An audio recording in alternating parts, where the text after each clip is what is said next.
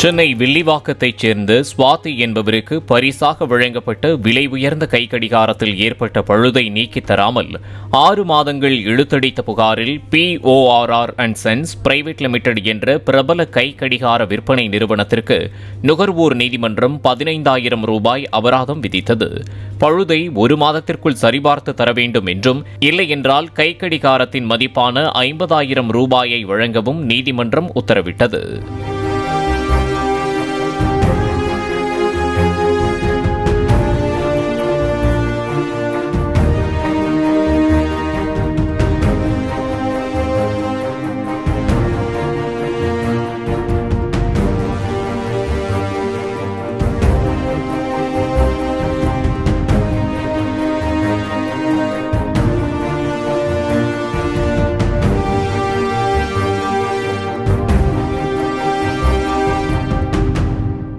Play store மற்றும் app ஸ்டோரில் இருந்து பாலிமர் செயலியை QR கோடு மூலம் பதிவிறக்கம் செய்யுங்கள். செய்திகளை உடனுக்குடன் பெறுங்கள்.